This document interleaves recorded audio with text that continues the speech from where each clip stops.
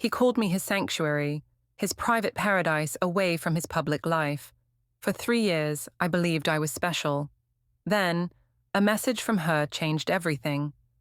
"He's married to me," she wrote, "and I'm tired of being invisible too. Before you judge my story or think I would never let this happen to me, take a moment. This story isn't just about betrayal. It's about how easily we can become complicit in someone else's deception when we're searching for connection. Stay with me, because the signs I missed might be the ones you're ignoring right now." I still remember the first time I saw him. It was at this charity gala downtown, one of those events where everyone's dressed to impress but pretending they're not trying too hard. I was there representing my PR firm, making connections, doing what I do best. He was across the room, tall with this confidence that wasn't arrogant but assured. When our eyes met, I felt that ridiculous flutter that I thought only existed in movies. "You look like you could use a real conversation," he said, approaching me with 2 glasses of champagne. I laughed because I had been stuck in small talk hell for the past hour. We ended up talking in that corner for nearly 2 hours, about books, travel, our ambitions. Not once did he pull out his phone or scan the room for someone more important. He listened, like what I was saying actually mattered. We exchanged numbers that night, but I honestly didn't expect him to call. Men like him, successful, charming, put together, they don't usually follow through. But he texted the very next morning. Just a simple, "I enjoyed meeting you," that somehow felt more genuine than the elaborate compliments I'd received from others. Our first few dates were casual. Coffee shops, a walk through the art district, lunch at this hidden spot he knew. Looking back, I should have noticed they were always during odd hours, always in places where we weren't likely to run into people. But when you're falling, you don't analyze the descent. The chemistry between us was electric from the start. It wasn't just physical, though that part was intense. It was the way we could talk for hours, finishing each other's sentences, challenging each other's perspectives. He made me feel seen in a way I hadn't experienced before. What started as casual dating quickly became something deeper. He'd send me texts throughout the day, little observations that made me feel connected to his world. When we were together, time seemed to both fly and stand still. I started measuring my weeks by when I would see him next. But there were signs. He never posted about us on social media, though he claimed he wasn't much of a social media person. Our meetups were always carefully scheduled, never spontaneous. Whenever I suggested meeting his friends, he'd deflect with impressive skill. "Soon," he'd say, kissing me in that way that made my concerns dissolve. "I'm just enjoying having you all to myself right now." I told myself it was romantic, this private bubble we'd created. Some relationships are like that, right? Special because they're just for us. My friends raised eyebrows when I couldn't produce a single picture of us together. When I couldn't tell them where he lived, when I was always available for last-minute plans because he'd cancelled again. But I defended him fiercely. After all, I was falling in love with him. And love, I believed, required faith. Looking back now, I can see how perfectly he orchestrated everything. Our time together always fell into this careful pattern. Tuesday lunch breaks when he could escape the office. Thursday evenings when he was supposedly working late. Sunday mornings when he claimed to be at the gym, but was really in my apartment, drinking coffee in my oversized t-shirt, looking more at home than he had any right to. "My work requires discretion," he'd explain whenever I pushed for more integration into his life. "The people I deal with, they're conservative, judgmental. I just want to protect what we have." And I believed him because I wanted to. Because when he looked at me with those eyes and said, "You're my sanctuary from all that," something in me felt chosen, special. The moments we shared were intoxicating enough to make the arrangement seem worth it. The surprise weekend trip to a cabin 3 hours away, where no one would recognize him. The handwritten letters he'd leave for me to find days later. The way he remembered every story I told him, referencing them months later in perfect detail. These intimate moments created an illusion of depth that compensated for the breadth our relationship lacked. My best friend Tasha saw through it first.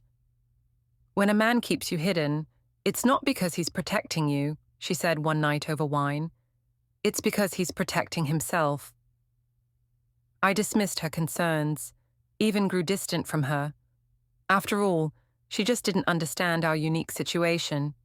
I invented elaborate explanations for the constraints of our relationship. His high-profile clients required confidentiality. His previous relationship had ended badly, leaving him gun-shy about going public too soon. He valued privacy in an oversharing world. I became the spokesperson for his absence, the translator of his silence. The hardest part to admit now is how much I compromised myself. I became available whenever he could see me, rearranging plans with friends, missing family events. I stopped posting on my own social media to match his private person preference. I existed in a parallel universe, one where our love was the center, but only when the door was closed. There were moments of doubt that pierced through the fantasy, like when I ran into a colleague of his who seemed confused when I mentioned his name, or when he'd take calls in the bathroom with the shower running. But I'd grown so skilled at rationalizing these warning signs that I could silence my intuition before it fully formed its objection. Love isn't supposed to be easy, I told myself. This complexity just proved it was real. It happened on a Wednesday. I remember because I'd just gotten my hair done, a splurge that had put me in a good mood. His text said he had to cancel our plans that night, something about an emergency with a client. I was disappointed but used to it, so I treated myself to dinner at that new place downtown I'd been wanting to try. The message came while I was halfway through my pasta, a simple DM on Instagram from an account I didn't recognize. "We need to talk about Jason." My heart dropped because I'd never told anyone his name was Jason. The profile picture was blurred, but I could make out a woman's silhouette. Against my better judgment, I responded, "Who is this?" What followed was like watching my life unravel in real time. "I'm Amara, Jason's wife of 6 years." She sent proof, wedding photos, family pictures, their mortgage documents. Her words were calm but cutting. "He's married to me, has been for years, and I'm tired of being invisible too." I felt physically ill, excusing myself to the bathroom where I threw up my expensive dinner. When I returned to my table, there was another message. "This isn't the first time, but I'm making it the last." I called him 17 times that night. When he finally answered, his voice was different, controlled, calculating. "I can explain," he said, but his explanation was just more lies, more manipulation. He claimed they were separated, that it was complicated, that he had been meaning to tell me. When I mentioned Amara's name, there was a pause that told me everything. The next day, I fell into a rabbit hole of discovery. His real last name, not the one he'd given me, led me to his actual life. He wasn't just married, he was prominent. Their wedding had been featured in magazines. Amara wasn't just his wife, she was a respected black woman in our city. A pediatric surgeon involved in community outreach programs. They had a 4-year-old son. The photos of them at galas, charity events, and family gatherings shattered the narrative he'd sold me. In one picture, taken just 2 weeks before, he stood proudly beside her as she received an award, his hand possessively on her lower back. The same gesture he'd used with me countless times. The worst part wasn't even the betrayal. It was realizing that I hadn't been special enough to acknowledge publicly. I was his secret escape, his hidden playground, while she was the woman he proudly stood beside in the light. The racial dynamics weren't lost on me either. I was his safe white space, while his brilliant black wife was the one he presented to the world as his legitimate partner, leveraging her accomplishments while betraying her trust. That night, Amara called me. "You're not the first," she said, her voice steady with a dignity I couldn't fathom. but I'm making sure you're the last. She wasn't calling to confront me, but to inform me of what was coming next. She was done with secrecy. The day after Amara called me, everything exploded. She posted a statement on her social media accounts.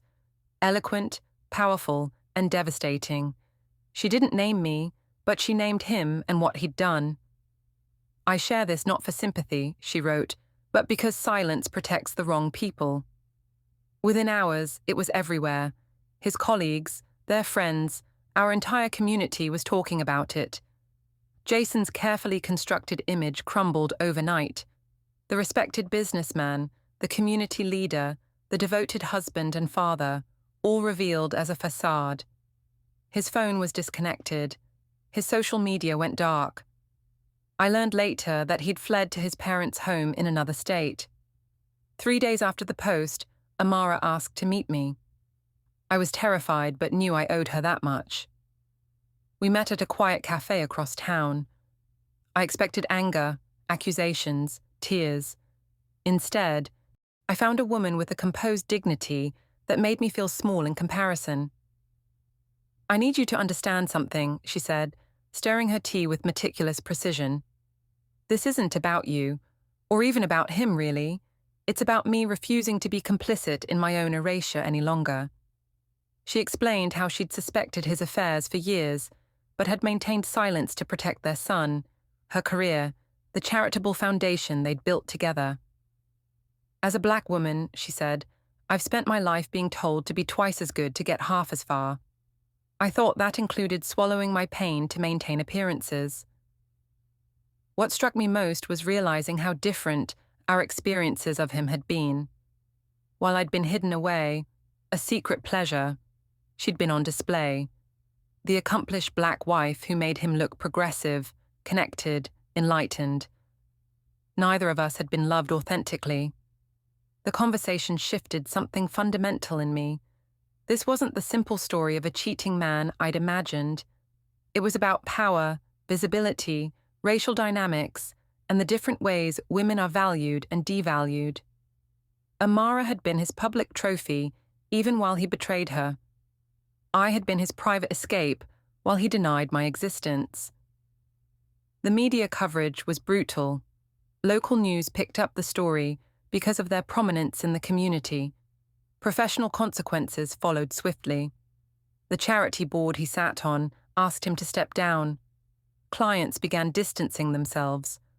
I received messages from strangers, some sympathetic, others calling me names I won't repeat. Most painfully, I discovered I wasn't special, not even as the other woman. There had been others before me, during me, probably lined up after me. Each of us compartmentalized neatly into his schedule, none of us seeing the complete picture. In the midst of this chaos, something unexpected happened. Amara and I began texting regularly, not as friends exactly, but as two women trying to make sense of the same deception from different angles. "We're both survivors of the same man," she told me, "just in different ways. It's been 8 months since my world shattered. Healing hasn't been linear. Some days I feel strong, others I can barely get out of bed. The hardest part wasn't losing Jason, it was losing the version of myself who thought she was loved. The first step was admitting how deeply I'd been wounded, not just by his lies, but by my own willingness to accept less than I deserved. Therapy became my lifeline. My therapist helped me understand how I'd confused secrecy with intimacy, how I'd romanticized red flags into something beautiful. "You weren't stupid," she kept reminding me. "You were manipulated by someone skilled at it." Those words became my mantra on the darkest days when shame threatened to swallow me whole. Jason eventually made a public apology, not to me specifically, but to those I've hurt through my actions. It was carefully crafted by a PR team, hollow and self-serving. Amara filed for divorce. His career took a significant hit, though men like him always seem to find soft places to land. Last I heard, he's reinventing himself in another city. The unexpected grace in this whole mess has been my connection with Amara. What began as two women united in trauma evolved into something like respect, then understanding, and finally, a cautious friendship. We meet monthly for coffee now. Sometimes we talk about him, more often we don't. She's rebuilding too. Her foundation's stronger than mine ever was. I've learned painful but necessary lessons about trust, not just of others, but of myself. I recognize now how easily I silenced my intuition when it tried to warn me. I've learned about the subtle ways race and power play out in relationships, how women can be valued differently, compartmentalized, and pitted against each other by the men who claim to love them. The most powerful realization has been understanding that secrecy is rarely about protection. It's about control. Real love thrives in the light. It doesn't ask you to hide or diminish yourself. It doesn't require elaborate explanations or excuses. It simply exists, visible and unapologetic. I no longer accept crumbs of someone's time or attention. I've reclaimed my boundaries, my voice, and most importantly, my ability to walk away from anything that doesn't honor my worth. Some days, that feels like the greatest victory of all. Not that I survived his betrayal, but that I refused to let it define me. Today, I'm not just healing from Jason. I'm healing from the woman I became with him. The one who waited by the phone, who made excuses, who shrank herself to fit inside the small space he allocated for her. That woman is gone now. In her place stands someone stronger, wiser, and infinitely more compassionate, especially toward herself. This isn't the love story I thought I was living, but it's become something perhaps more valuable, a story of reclamation, of finding my way back to myself after nearly losing her completely. And that, I've discovered, is the most important love story of all. If my story resonated with you, please share it with someone who needs to hear it. Don't let shame keep you silent. Your worth isn't determined by someone else's lies. Subscribe to hear more stories of transformation, and remember, sometimes the most painful revelations lead to the most powerful reclamations of self. The comment section is open. Let's create a community where healing happens together.